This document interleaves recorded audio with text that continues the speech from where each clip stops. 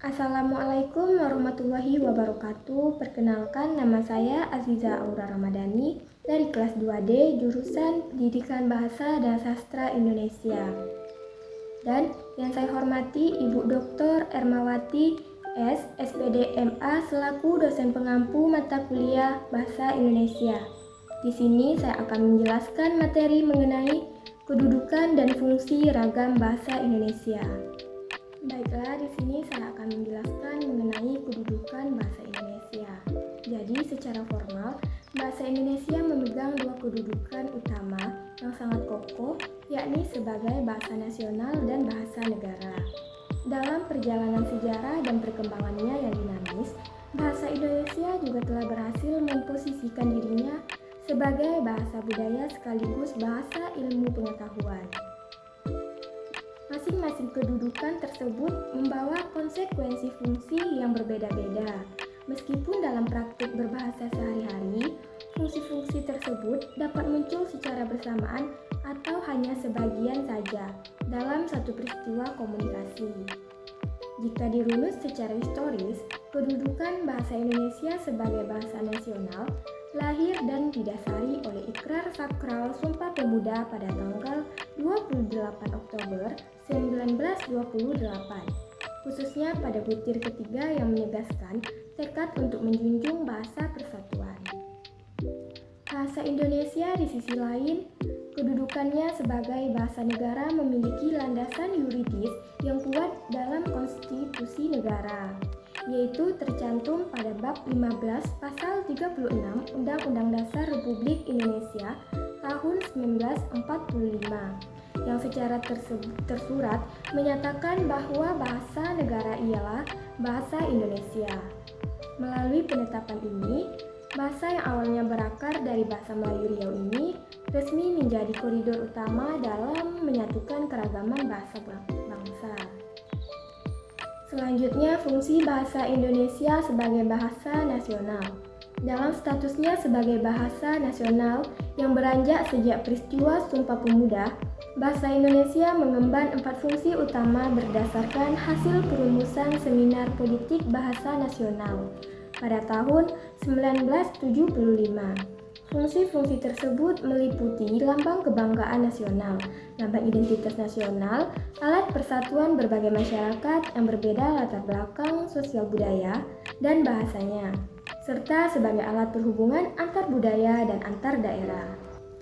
Sebagai lambang kebanggaan nasional, bahasa Indonesia memancarkan nilai-nilai sosial budaya luhur yang mencerminkan martabat bangsa, sehingga sudah sepatutnya warga negara menggunakannya dengan rasa percaya diri tanpa disertai rasa rendah diri atau acuh tak acuh.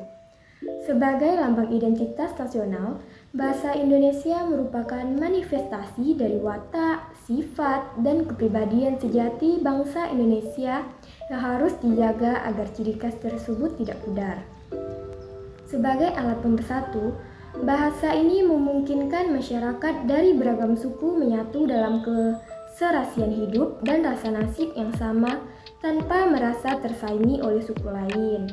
Terlebih karena kehadiran bahasa Indonesia sama sekali tidak mengusik keberadaan nilai-nilai sosial dan eksistensi bahasa daerah masing-masing.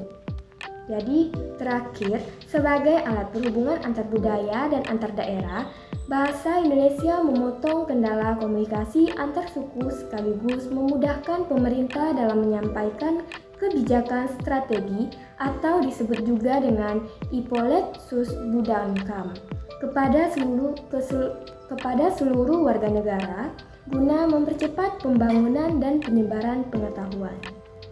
Fungsi bahasa Indonesia sebagai bahasa negara. Di samping perannya dalam ranah nasionalisme, bahasa Indonesia bertindak sebagai bahasa negara yang legalitasnya bersumber dari pasal 36 Undang-Undang Dasar 1945.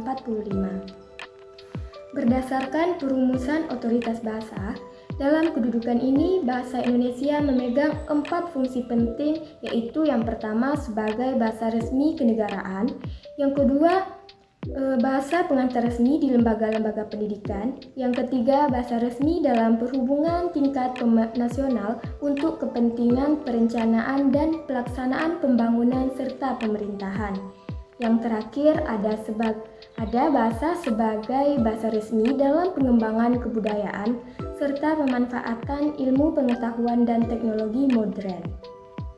Sebagai bahasa resmi kenegaraan, bahasa Indonesia wajib digunakan dalam dokumen, pidato, upacara kenegaraan di dunia pendidikan. Bahasa Indonesia menjadi medium utama pengajaran dari tingkat dasar hingga perguruan tinggi untuk memastikan transfer ilmu berjalan efektif. Fungsi perhubungan tingkat nasional memastikan roda pemerintahan dan koordinasi pembangunan antar daerah berjalan selaras tanpa hambatan bahasa sementara itu. Dalam bidang kebudayaan dan iptek, bahasa Indonesia menjadi wadah tunggal untuk mengekspresikan capaian budaya bangsa serta menyerap dan mengadopsi kemajuan teknologi baru atau global agar dapat diaplikasikan bagi kemaslahatan masyarakat modern. Selanjutnya, ragam bahasa Indonesia. Kondisi sosiolinguistik Indonesia yang terdiri atas bermacam-macam suku memicu lahirnya banyak variasi dalam pemakaian bahasa Indonesia. Variasi bahasa ini secara umum terbagi menjadi dua kelompok besar, yaitu variasi berdasarkan pemakaian yang dikenal sebagai dialek dan variasi berdasarkan pemakaian yang disebut sebagai ragam bahasa. Dialek sendiri dapat dipilih kembali menjadi beberapa jenis, meliputi dialek regional yang membedakan corak bahasa antar daerah, seperti dialek Jakarta, Ambon, atau Medan. Dialek sosial yang dipengaruhi kelompok atau tingkatan masyarakat tertentu seperti dialek remaja, dialek temporal yang terikat kurun waktu sejarah tertentu, serta idiolek yang merupakan karakteristik linguistik personal atau ciri khas pelafalan dan tata bahasa yang dimiliki oleh tiap-tiap individu. Menurut Lamuddin Finoza, pembentukan ragam bahasa dipengaruhi oleh 3 faktor utama, yaitu faktor pertama adalah cara berkomunikasi yang melahirkan 2 pilar ragam utama, yakni ragam lisan yang menuntut kehadiran lawan bicara secara langsung dan dibantu oleh gerak tubuh serta tinggi rendahnya nada suara, dan ragam tulis yang mengharuskan fungsi gramatikal dinyatakan secara eksplisit melalui tanda baca karena tidak terikat ruang dan waktu. Faktor kedua adalah cara pandang penutur terhadap mitra bicaranya yang memunculkan ragam kedaerahan, ragam terpelajar, ragam resmi, hingga ragam tidak resmi. Faktor ketiga adalah topik yang dibicarakan, di mana tema pembicaraan tertentu akan membentuk karakteristik kebahasaan yang spesifik, seperti munculnya ragam hukum, ragam bisnis, ragam sastra, ragam kedokteran, dan ragam keagamaan. Nah, bisa kita simpulkan bahwa bahasa Indonesia memegang posisi yang sangat sentral dalam kehidupan berbangsa dan bernegara, melalui 2 kedudukan utamanya, yaitu sebagai bahasa nasional yang lahir dari Sumpah Pemuda 1928 dan sebagai bahasa negara yang dipayungi oleh Pasal 36 Undang-Undang Dasar 1945. Melalui kedudukan tersebut, bahasa Indonesia berfungsi efektif sebagai perekat integrasi nasional, identitas kultural, pengantar dunia pendidikan, serta instrumen utama dalam tata laksana pemerintahan dan pengembangan ilmu pengetahuan.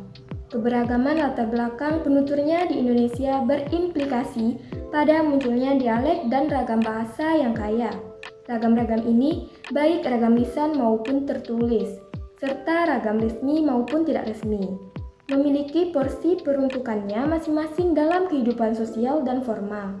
Menguasai ragam resmi dan ragam tulis merupakan kewajiban bagi aktivitas akademika mengingat aktivitas masyarakat modern didominasi oleh agenda-agenda yang bersifat formal dan ilmiah.